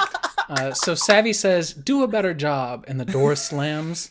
And he turns with his halberd. And then the door opens. No one there. And then you all go by. And he says, yes, ma'am. Yeah, thank you for that. And then when we get inside, I'll wait. I don't know what happens when we get inside. But if we walk inside and everything's fine, Specs is like, "You're not the only one who can do that." And he just like grabs his hand, and like there's like a shadow that forms, and like the door just slams shut. Thaumaturgy, bitches. You hear the guard on the other side of the door say, what was that? Must have been the wind. I hate you. I hate you. Oh boy. Just something in the sky, running by. So you find yourself on the first floor. Let's do what rogues do. You find yourself on the first floor of this incredibly opulent, impressive mansion. Thela knows exactly where the staircase is. She's been in here before and can lead you down this short hallway to the right and up the stairs. Are you making a beeline straight for the third floor? Yes. Yeah, we can potentially search the place later, but now it seems like we need to deal with the problem. All right. It's up. Right, Gregs? Is that right? Yeah, I'd probably. Do we see any clues or anything? Nobody's gone through this area while we were outside, right? Clue. You don't see anything out of sorts. There's been some traffic through here, guards and the like, as they were searching the house. And obviously there's a little bit of like clothing and things like that left over from when the children fled the night previous. But past that, it seems undisturbed. Yeah, I look at Savvy. I say, "Why don't you lead the way?" Oh, all right then. I was going to save my particular skill set for once the threat had been contained, but why not? It's this way. I like my flesh. Felon points you straight there. Are you going in stealthy? Are you going in loud? Stealthy, please. Stealthy. Yeah. All right, so roll me a group stealth check. All of you roll stealth, and we will take the average. I'm sorry, yo. I touch. Wait, do I know who in the group is just? Because we've been together, we've known each other. Would I know who's typically not the most stealthy? Dude, you don't even have to Ragnar guess. by It's far. me. Okay, I figure. 100%. I wanted to Ragnar make sure. says as you enter the room, I'm not very stealthy. And I'm like, stop, and I like pat your face, and as I pat your face, that same just dark energy kind of just blesses your face. You have guidance. Yes. All right, so I roll a d4 on top. Yeah. Oh God, that was bad. I got a 4 on it. Ooh, not bad. That's an 18. 18, 22. 15, 22, 14 minus 1 plus 4, 17. 17. Nice. All right. My squeaky boots won't hurt us today. The four of you walk down this padded, rugged hallway towards the master bedroom. You see that all the doors have been flung open in haste as what appears to be the children's bedrooms have been abandoned. The master bedroom, the glow of the morning sun is pouring through and illuminating the hallway. Everything is covered in dust from the explosion the night before. Through the cutting light, you can see 1 foot of a hunched figure, and all of you smell the same thing that Thelen smelled earlier. Blood, bile. You smell putrefaction coming from this bedroom. I think I still prefer this to the wine. Why don't we roll initiative? Crap. What's Can I up? do something real quick? I just crap. I'm like, before we get in there, because especially since we stealthed up and haven't been seen yet. You see him like instinctively touch the back of his neck again, and those 3 tendrils of dark matter, for lack of a better word, rush out to Ragnar and Savvy. Yes. Sorry, Thelen, I love you. What do those do again? The 3 of us are blessed. Ooh. Blessed. Dark blessings. I love you, Thelen, so much. Yeah, we like ditched you to drink wine and dance, and then you jump out a window and get hurt. Blessed. All right. I'm already blessed. Anybody roll 20 or above? Let me roll now, sorry. No. 15 to 20. 19. I too got a 19, but my dex is a -1, so it's an 18. Ooh. I rolled a 13. I just get +6. I Wow. love this negative dex rogue. 10 to 15. It's so great. 12. 12. Wow. Hey, double 12, 12. fam.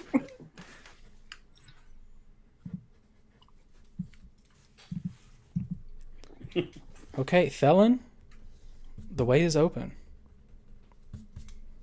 That's just the way. Now you can do something as a group because you've not roused attention yet. And then whenever attention has been gotten, we'll fall into initiative order if you would rather do it that way. Or you can act individually. Surprise round? Currently, you're in the hallway. So Oh, okay. I thought we had made it all. I'm gonna go closer. You're only about 15 feet from the doorway. So yeah, you can absolutely make it up there. Are they still eating people? All right. As you poke your head into the room, you see that the guard that you have already slashed, is there. And you see pieces of him kind of spilling out as he's engorging himself on this guard. The guard's eyes are no longer focused and are glossy. The other is not there. Don't like that. Gonna go stab the guard. All right. You can close the distance, no problem at all. Make your attack. 16. 16 hits.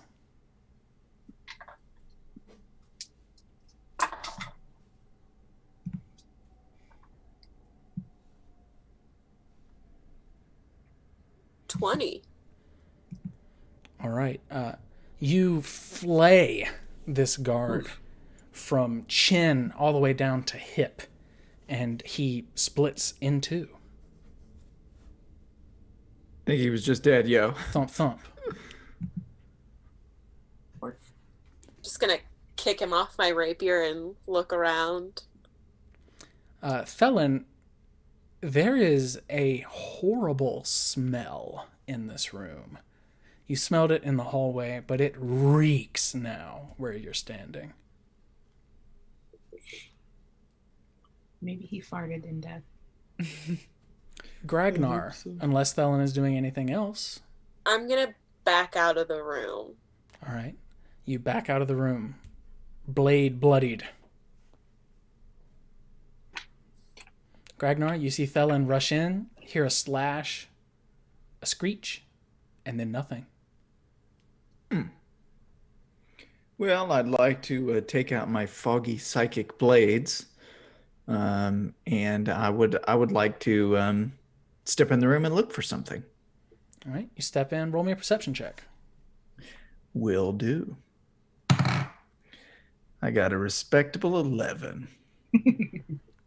You step in, peek around. Nothing other than this horrible smell. What's the smell coming from? I don't know. You're looking around, yeah. Do anything else? Is there something that could be hiding in the room, something large? There is an armoire and a closet. The closet door has since been partially destroyed as it's attached to the wall that was blown away. You see the bed is covered in gore and bits of ceiling. There are small pieces of meat, presumably the heads of the household, left there. And the rest of the room is covered in rubble. You would have to excavate it to see what was underneath. I'd like to use my do I still have anything that I can do, or am I spent? I don't know. You've walked into the room and looked around, so that would be an action in your movement. You have anything with a bonus? I do. I can use my telekinetic mage hand to shove a creature. Could I shove the armoire to open it or smash it? Yeah, you can open the armoire. It swings open. Anything in there? Nope. I look back at everybody and kind of, but as a dwarf that's like a badass, so kind of like a. Yeah, you got to make the sound. It's fucking empty. That it for you, Gragnar? Yeah, I'm spent. That's it. I just hang out in the room like. Savvy, you see falling from the ceiling overhead an invisible shape that lands atop Gragnar. All right. And when it does, it thunders into Gragnar, blade talons first. Gragnar, Gross. a creature, this elongated humanoid that looks like one of the heirs to the Valhurst family, has fallen from the ceiling like some type of predator onto you and claws into you with both hands. Oh yeah, get that 11 AC, yeah. We'll roll a 14 on the die. Yeah, So it's definitely going to hit you. It's gonna do it. You take 13 points of slashing damage, and I need you to make a Constitution saving throw. You would get advantage because it's poison. And you have add a D4. Oh, and I had a Yeah, you D4. blessed. Because you blessed. Hashtag blessed. Thank you, friend. You're welcome. I got a 14 plus 3 plus 2, 19. Math. You definitely shake off the effects of whatever this poison is that was beginning to course through your veins. This thing is kind of latched onto your back and clawing into your chest and arms and keeping you between it and your companions. Savvy, it is your turn. Get this thing, please. Yeah, I need. Can you? So Savvy's got her bow up, and she's like trying to aim, and she's like, "Can you just keep?" If you hit me, it's whatever. Just take a shot. Just take the shot. So it would have half cover, but you Okay. can absolutely still shoot. That just gives it a bonus to AC. Sure, I will shoot, and I am #blessed. So we'll see how this do. Not crossbow, short bow, go. 9 plus 3, that's 12 plus 17. 17 hits. Yay! All right, so that is. You have an ally within 5 feet of it, so you do get your sneak attack. That's my. I'm distracting it. No feet of it. All right, 4, 5, 8, 11. 11 points of damage. It hisses into your ear, Gragnar, as this arrow thunks into its shoulder. I fought oozes twice your size. It says. That makes sense. Specs. You see, once this thing falls onto Gragnar, and Savvy comes forward looking like best Legolas. Specs like shudders for a second, and immediately uses his cunning action to dash forward. And as he does that, you hear him talk, but you hear like, "Get out, my friend." Like the voice changes completely. And as that happens, his eyes go black as a mote of necrotic energy shoots at the creature.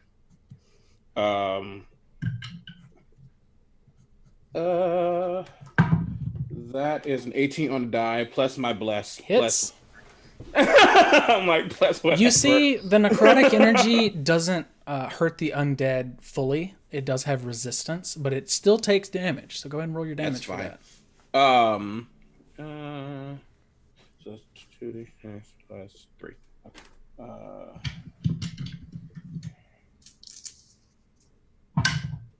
That is 10, so 5 points of necrotic damage. Very good.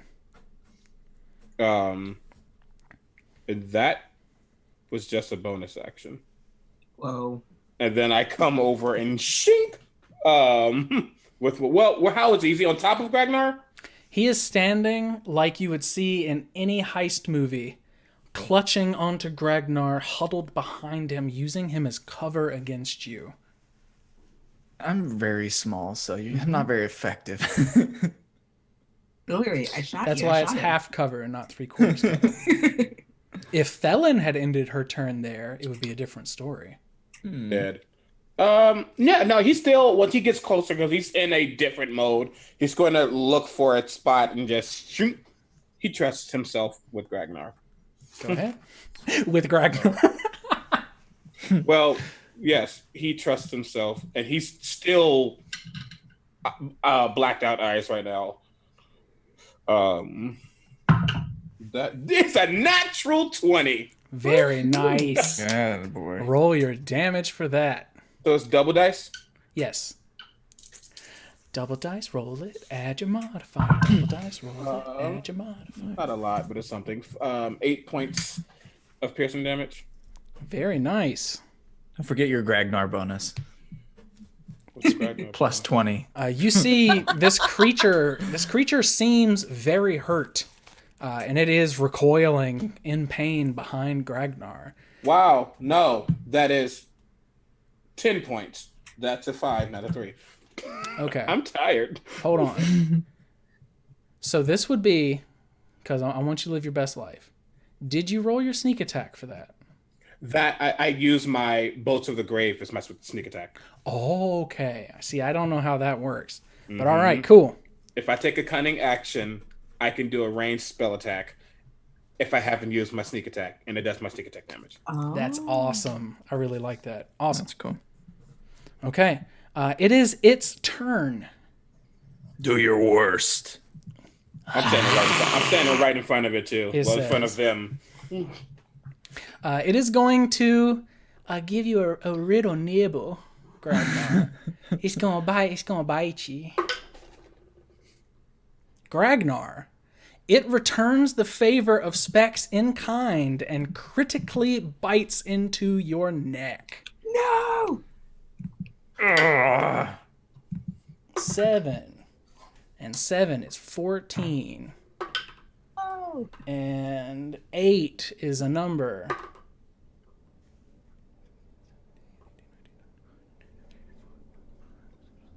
$29 points of piercing damage, Gragnar. I'm gonna pass out. You all see this creature sink its fangs to the gum in Gragnar's neck, lift like him that. from the ground up into its chest, and it seems like it's going to tear his throat out. It actually takes 15 feet of movement back towards the hole. Now, that leads question. out of the I'm mansion. within 5 feet of it. You are. You would get a swing at it if you so I choose. surely would, and he's gonna take it hard. Oh, bitch. That is points. 16. 16 hits. That is 9 points of piercing damage. Oof. That was max damage. All right. Die. It takes these big steps back. Part of its face has been flayed open by Spex's attack. It's trying to hang on to Gragnar. It steps back 15 feet. There's only 5 feet between it and a 1,000-foot drop. Thelen, it is your turn.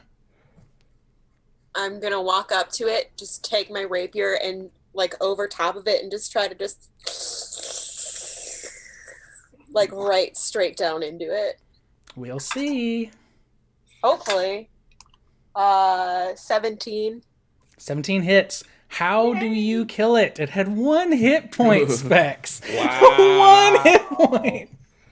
Like literally just cleanly, like straight through like an eye socket, just straight down, just carefully, slowly. You see it shudders, and then whatever foul unlife was holding on to this creature releases, and it falls with Gragnar in its clutches. Gragnar, death saving throw. Oh, I was straight just clicking failure to my roll. I was like, okay, I'll take my death saving throw. I got a 10 plus 2. That Look, is I 1 drew- success. Look, it's me without my neck.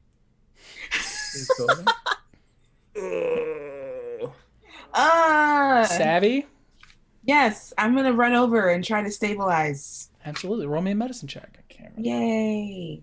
Wait, where's my where's my D20? Justice. Are we out of initiative? Can I You are help? not, because Gragnar is dying. Oh, That's a 15. that's right. A 15, Gragnar is stabilized, and we are out of initiative.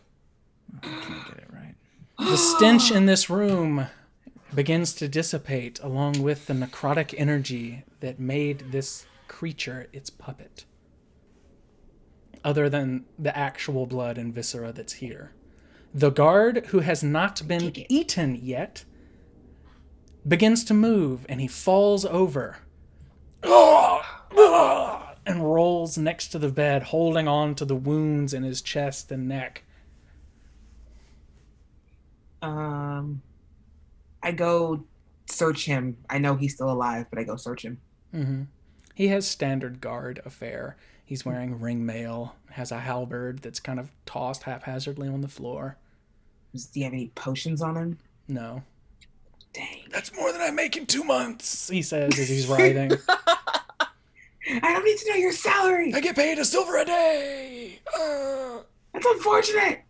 I kneel down next to Gragnar, and nothing has changed about Specs. You just hear him say, "Old friend, This isn't your time. Get up now. Still out, but I can try. Gragnar, you hear this voice from lifetimes ago, reaching out to you. It's this faded memory. And when you shake your head and you open your eyes, you see specks looking down at you. This creature is still half over your face. You're covered in blood. There's still pain in your neck. Like we've been through this before. Oh, but I don't remember it being so painful. You see the gold copper comes back to Specs' eyes. Says, "Man, what are you doing down there? Move!" He like pushes. Come on, Oh, time to get out. ow. My pillow okay? Your pillow has been slashed, and it is covered in blood. No. But you I think guess you I could can go probably get him. repair it. Okay. Ragnar. I'll send this up later. My neck is just like gashed giant blood, and I'm clutching this purple pillow and looking at my warforged friend. This seems like a perfect time to wrap things up. But before we do, across the city, a butler carries a small tray to a simple table in the servants' dining room. He flexes his salt and pepper mustache into a warm smile and asks, "Sugar? It's quite good, if you've never had it before." A thin-faced, pale woman sits across the table from him with vibrant red hair. "I would love so very much a snack," she says. The old man laughs awkwardly and drops 2 sugar cubes into a cup of hot tea. "Well, my dear, I hope you feel a bit better after this. You look like you're under the weather," as he slides the cup across this mahogany table. The girl looks to her pasty, clammy skin and sees an open sore, rotting and putrid. Pulls her sleeve down over it to hide it and smiles. "No need to worry. It's just a moment. I'll feel right as rain in just a moment, once I've had something to eat." She smiles. "Well, in light of what happened at the Valhurst estate, I cannot blame you one bit for your health. I would be happy to have you join the staff here, young lady. We will take good care of you, same as the Valhursts did. And if you need any food, I can bring that to you as well. When can you start?" The girl slides her tongue across her lips. "Immediately," she hisses. And that's where we'll end this session of the Little Rascals. Oops, Name All is a- Rogues podcast live stream and social media movement. It's too innocent. We need to change the name. Right?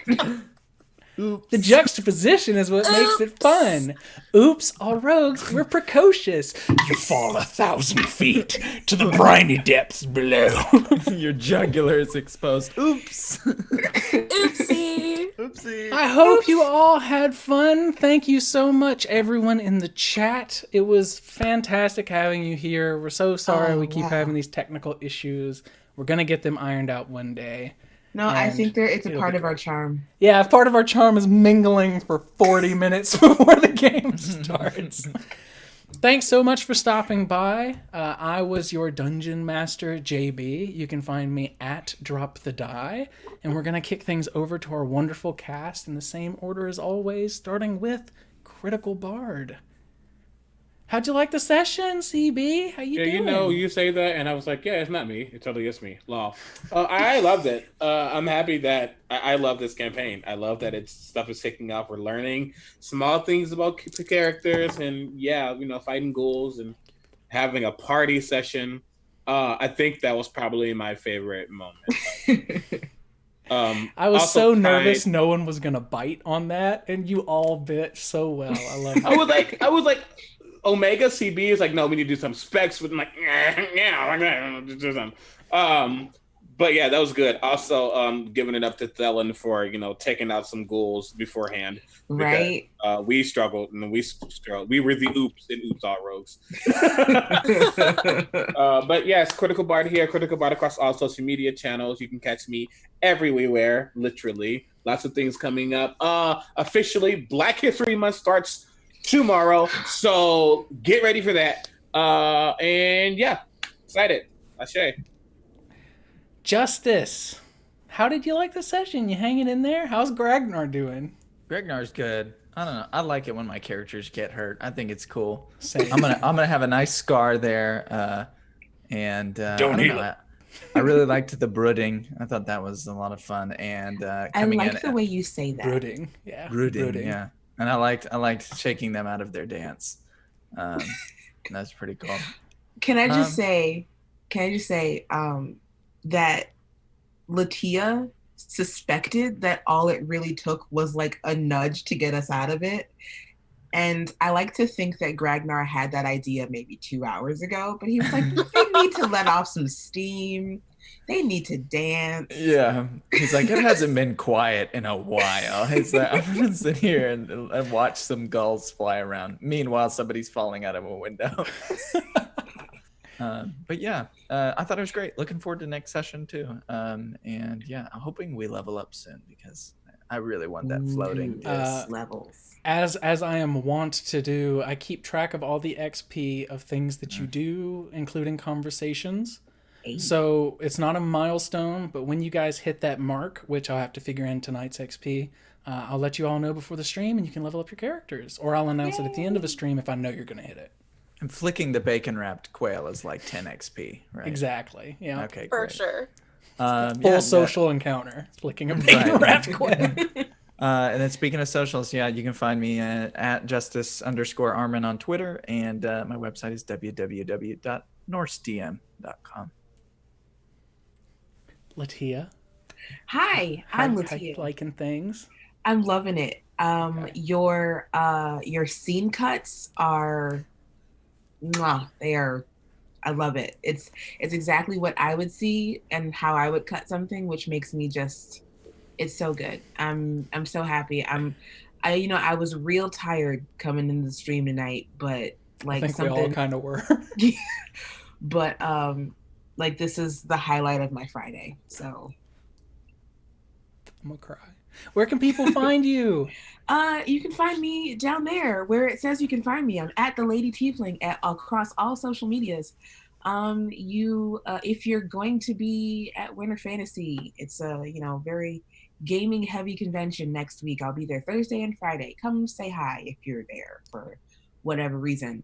To that note, I may not make it to the stream next Friday because I'll be driving back from Indiana.